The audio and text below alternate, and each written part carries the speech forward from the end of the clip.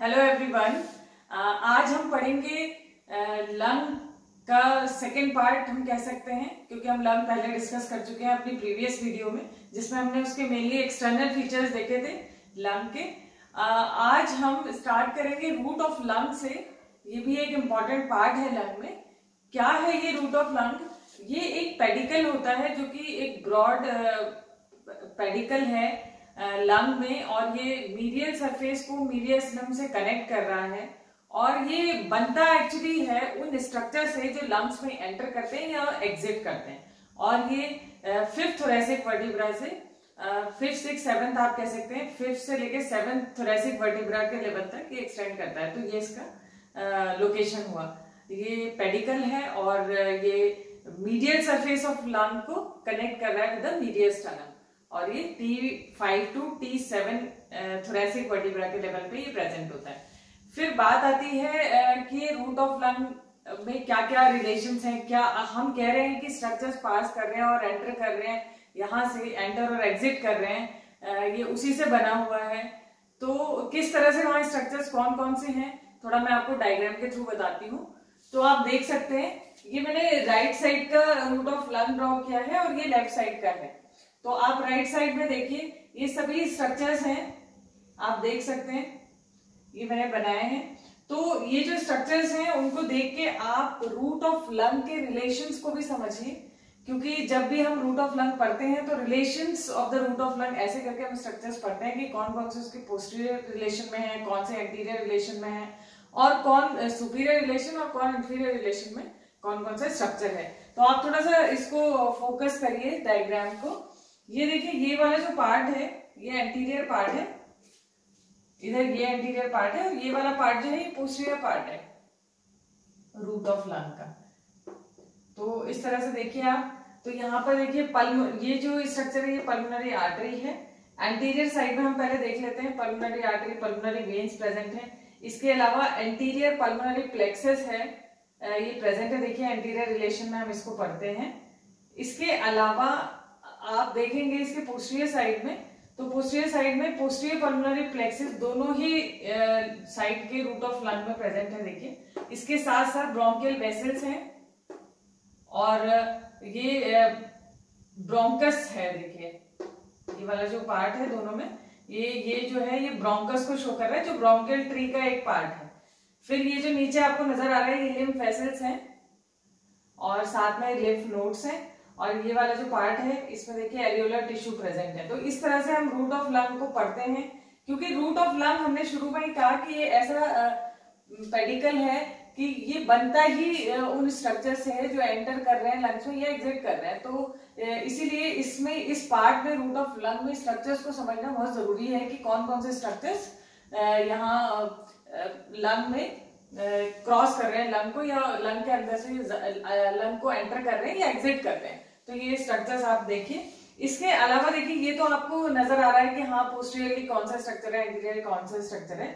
इसके अलावा अगर हम बात करें कुछ एडिशनल स्ट्रक्चर्स की, तो एंटीरियर साइड में एक और स्ट्रक्चर है जो हम रूट ऑफ लंग के रेफरेंस में पढ़ते हैं, रिलेशन में पढ़ते हैं, वो है फ्रेनिक नर्व।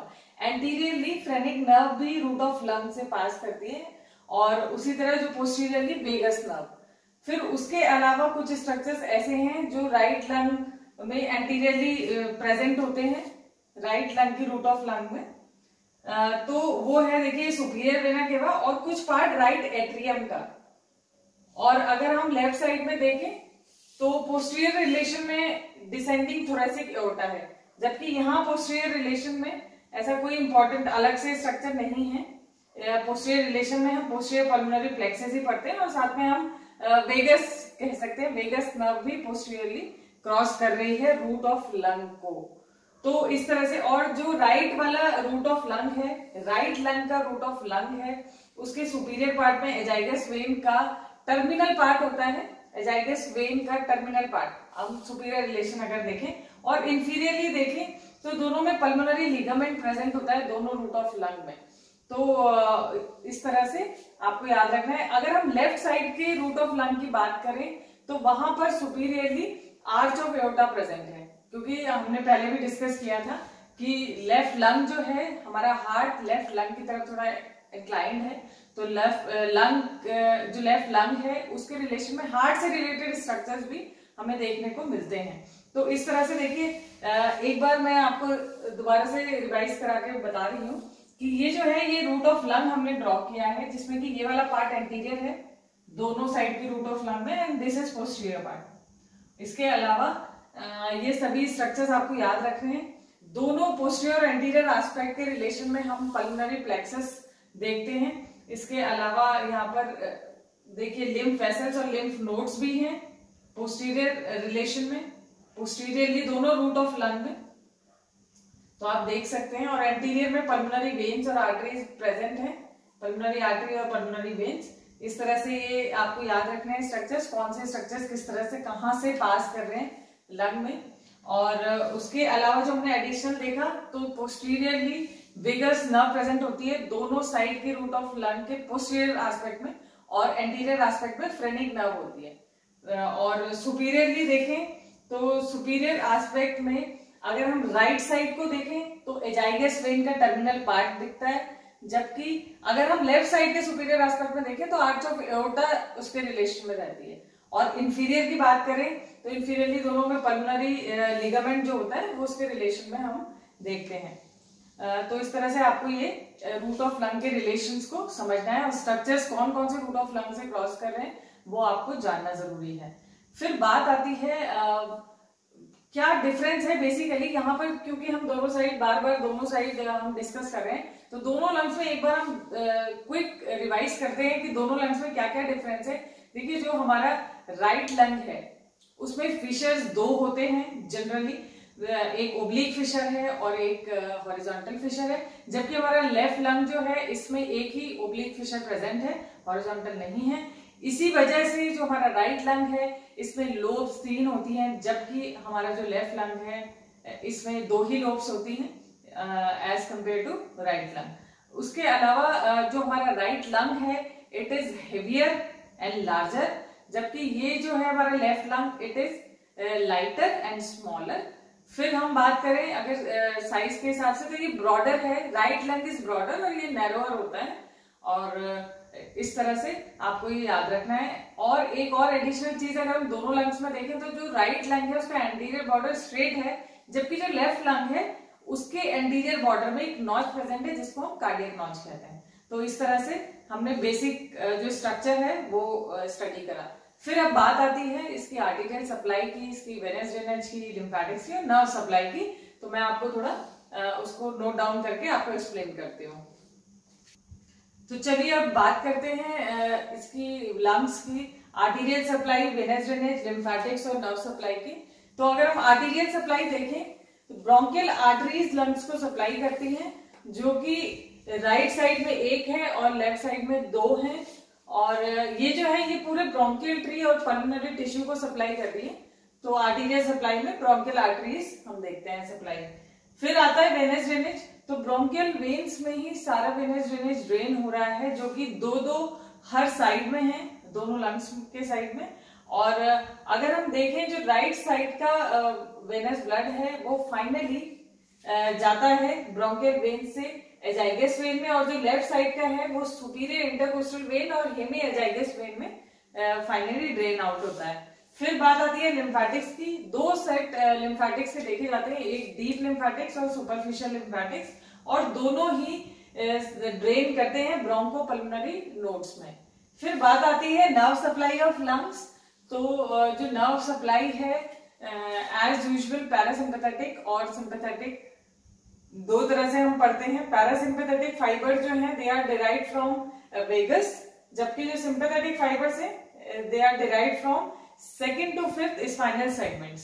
तो इस तरह से ये फाइबर्स हैं जो दोनों पार्ट में है, पैरासिम्पैथेटिक और सिंपैथेटिक फाइबर्स में। अगर हम पैरासिम्पैथेटिक की बात करें तो तीनों फंक्शन पैरासिम्पैथेटिक कर रहा है, मोटर, सिक्रेटोमोटर और सेंसरी। जो मोटर पार्ट हम जिसे कहते हैं पैरासिम्पैथेटिक का, that is motor to bronchial muscles, secretomotor bronchial muscles, motor to bronchial muscles हम कह रहे हैं, तो इट मीन जो ब्रोंकियल मसल्स हैं उनके मूवमेंट में ये हेल्प करता है, फंक्शन है इसका। फिर बात आती है सिक्रीटोमोटर फंक्शन। तो पैरासिम्पैथेटिक का सेक्रेटोमोटर पार्ट जो है वो म्यूकस ग्लैंड के सिक्रीशंस में, जो ब्रोंकियल ट्री में म्यूकस ग्लैंड्स है उनके सिक्रीशन के लिए सेक्रेटोमोटर फंक्शन कर रहा है। फिर जो सेंसरी पार्ट आता है, sensory part is responsible for the stretch reflex of the lungs, और हम कह सकते हैं कफिंग रिफ्लेक्स जो है उसके लिए भी यही रिस्पॉन्सिबल है, जो लंग्स का पैरासिम्पैथेटिक पार्ट है और उसका सेंसरी पार्ट पैरासिम्पैथेटिक का। तो इस तरह से वो कफिंग रिफ्लेक्स और जितने भी स्ट्रेच रिफ्लेक्सेस हैं लंग्स के उसमें रिस्पॉन्सिबल होता है। फिर सेकंड बात आती है सिंपैथेटिक पार्ट की। जो सिंपैथेटिक पार्ट है ये इनहिबिटरी है to smooth muscles and glands of the bronchial tree, और ये मतलब ऑपोजिट फंक्शन कर रहा है एक तरह से, इनहिबिटरी है स्मूथ मसल्स के लिए और ग्लैंड्स के लिए भी, और ये वैसे ही काम करता है जैसे सिंपैथेटोमायोमेटिक्स ड्रग्स होते हैं उन्हीं की तरह ये फंक्शन करता है। जैसे कि आपका एड्रेनलिन है, ब्रोंकोस्पाज्म करता है जैसे वो अस्थमा में, तो इसी तरह से ये सिंपैथेटिक पार्ट इस तरह से काम करता है, इनहिबिटरी है स्मूथ मसल्स के लिए। तो ये सिंपैथेटोमायोमेटिक्स ड्रग्स जो होती है उनकी तरह एक्शन करता है और ब्रोंकोडाइलेशन का काम ये करता है।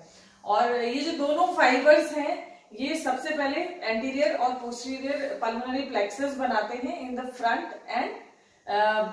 Front and behind the root of lung. अभी जब हमने रूट ऑफ लंग पढ़ा था तो हमने उसके एंटीरियर पोस्टीरियर रिलेशन में पल्मोनरी प्लेक्सस पढ़े थे। तो वो ये जो पल्मोनरी प्लेक्सस है, सबसे पहले ये जो सिंपैथेटिक पैरासिम्पैथेटिक फाइबर्स हैं ये दोनों प्लेक्सस बनाते हैं फ्रंट और behind the root of neck, और उसके बाद आगे इनका कोर्स होता है। तो इस तरह से ये बात की हमने arterial supply, venous drainage, lymphatics और नर्व सप्लाई की रिलेटेड टू द लंग्स। फिर बात आती है एक बहुत ही इंपॉर्टेंट टॉपिक की, दैट इज ब्रोंकोपल्मोनरी सेगमेंट्स। जैसे कि हमने लंग्स में जब हमने इसके एक्सटर्नल फीचर्स पढ़े थे तो लोब्स पढ़े थे कि लंग्स में लोब्स होते हैं और ये फिशर्स से डिवाइडेड है, बेसिकली फिशर ही इनको फॉर्म कर रहे हैं अलग अलग लोब्स को।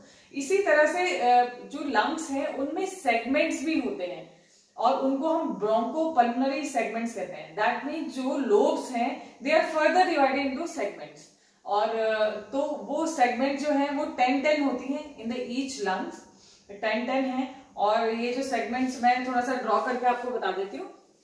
तो ये जो सेगमेंट्स हैं 10 है इन द ईच लंग। किस तरह से ये हैं थोड़ा मैं आपको बता देती हूँ। सबसे पहले अगर हम एपेक्स को देखें, अपर लोब से शुरू करते हैं हम। तो अपर लोब जो है ये राइट लंग, और इधर मैं लेफ्ट लंग में कोई चेंज होगा तो वो मैं आपको बताती हूँ। ये हम बात कर रहे हैं ब्रोंकोपल्मोनरी सेगमेंट्स की। तो 10-10 है, 10 in the each lung. Upper lobe में देखें हम तो एपिकल, एंटीरियर और पोस्टीरियर, ये 3 सेगमेंट्स होते हैं। फिर आते हैं मिडिल लोब में। जो मिडिल लोब है उसमें 2 सेगमेंट्स होते हैं, मीडियल एंड लेटरल। फिर जो लोअर लोब है, देखिए ये अपर लोब में है 3, ये मिडिल में है। फिर उसके बाद इधर से ये लोअर लोब की बात मैं कर रही हूं। लोअर लोब में सुपीरियर सेगमेंट होता है, एंटीरियर सेगमेंट होता है, पोस्टीरियर सेगमेंट होता है,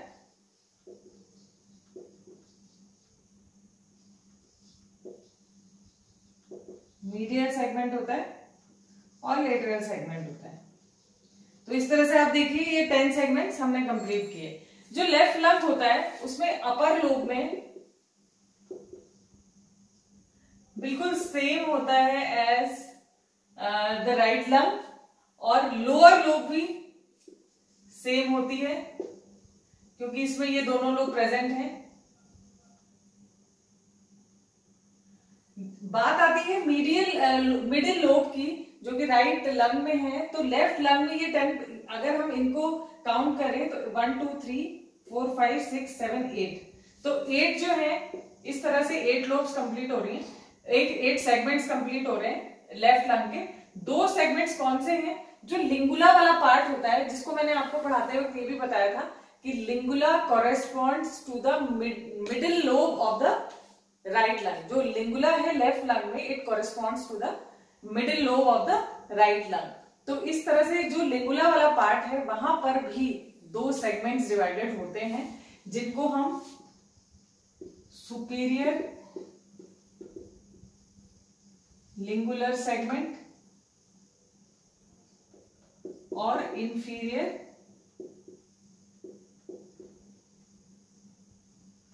लिंगुलर सेगमेंट कहते हैं। तो इस तरह से देखिए ये भी टोटल 10 हो गए। तो ये है ब्रोंकोपल्मोनरी सेगमेंट्स, जो कि फर्दर लोब जो है इनमें भी डिवीजन है इन सेगमेंट्स का।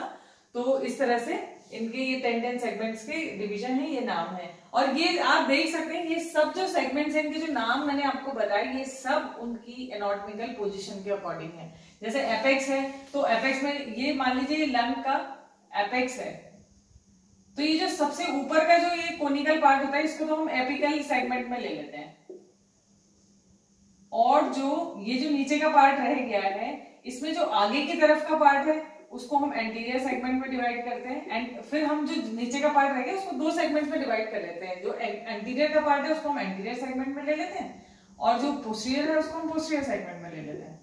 तो इस तरह से आप देख सकते हैं इट इज वेरी इजी कि जितने भी नाम हैं इन सेगमेंट्स के in the lobes, in the different lobes of the lungs, ये सब इनकी एनाटॉमिकल पोजीशन के अकॉर्डिंग है। तो आपको बहुत ज्यादा डिफिकल्टी नहीं होगी जब आप समझ के स्ट्रक्चर को इनको पढ़ेंगे।